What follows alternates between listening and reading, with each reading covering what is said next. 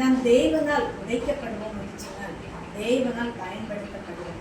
எவ்வளவுக்கு எவ்வளவு நாம் உடைக்கப்படுகிறோமோ அவ்வளவுக்கு அவ்வளவு தேவன் நம்மை கொண்டு அசாதாரணமான காரியங்களை செய்ய வல்லமை உள்ளவராக இருக்கிறார். இந்த உலகத்திலே தேவனால் பயன்படுத்தப்பட்ட அநேக ஊழியக்காரர்கள் உடைக்கப்பட்டதான அனுபவத்திலே தான் வாழ்ந்து கொண்டிருக்கிறார்கள். இதை கேட்டுக்கொண்டிருக்கும் எனக்கு அருமையான கர்த்தருடைய பிள்ளைகளே, நாம் இந்த உலகத்திலே வாழ்கிற சிறிய பூச்சியாக வண்ணத்து பூச்சியை நாம் பார்க்கிறோம்.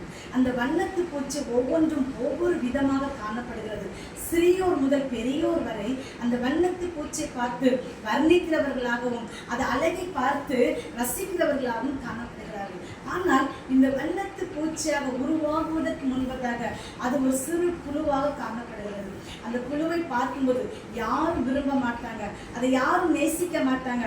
அந்த புழுவை பார்த்த உடனே அருவருக்கப்படுகிறதான ஒரு மனிதர்களாக நாம் காணப்படுகிறோம். அதே போலதான் நாமும் கூட அநேக நேரங்களிலே அநேக மனிதர்கள் மூலமாக ஒரு புழுவை போல எண்ணப்படுகிறோம். இதை கேட்டுக்கொண்டிருக்கும் எனக்கு அருமையான கர்த்தருடைய பிள்ளைகளே, குறிப்பிட்ட காலம் வரையிலும் அந்த புழுவானது ஒரு மரத்தின் மேலே உட்கார்ந்து தன்னுடைய நாவினுடைய எச்சினால் எடுத்து தனக்குத்தானே ஒரு கூடை உருவாக்கி கொள்கிறது. குறிப்பிட்ட காலம் வரையிலும் அந்த கூட்டுக்குள்ளே அது காணப்படுகிறது.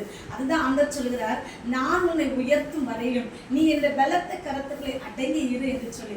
நாமும் தேவனுடைய சமூகத்தில் அடங்கி இருக்கும் பொழுது எல்லாராலும் நேசிக்கப்படுகிறவர்களாக காணப்படுவோம். பாருங்கள், குறிப்பிட்ட காலம் முடித்த உடனேயே அந்த புழுவானது அந்த கூட்டுக்குள்ள இருந்து கொஞ்சம் கொஞ்சம் கொஞ்சம் கொஞ்சமாக தன்னை உடைத்து வெளியே வரும்போது அநேகர் வர்ணிக்கத்தக்கதாக, அநேகர் நேசிக்கத்தக்கதாக, அநேகர் பார்த்து ரசிக்கத்தக்கதான ஒரு வண்ணத்து பூச்சியாக காணப்படுகிறது. இதை கேட்டுக்கொண்டிருக்கும் எனக்கு அருமையான கர்த்தருடைய பிள்ளைகளே, நீங்களும் கூட இப்படி ஒரு புழுவை போல அநேகரால் வெறுக்கப்படலாம், அநேகரால் வெறுத்து ஒதுக்கப்படலாம்.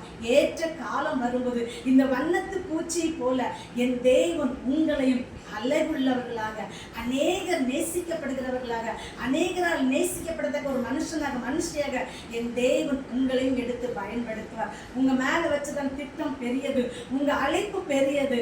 ஆகவே என்னை உடைத்து விட்டார்களே, நான் என்னுடைய சூழ்நிலை இப்படியாக காணப்படுகிறதே, நான் நேசிப்பதற்கு தகுதியற்றவர்களாக காணப்படுகிறேனே என்று சொல்லி வேதனைப்படாதபடிக்கு என் தேவன் என்னையும் உயர்த்துவார், என்னையும் பயன்படுத்துவார்.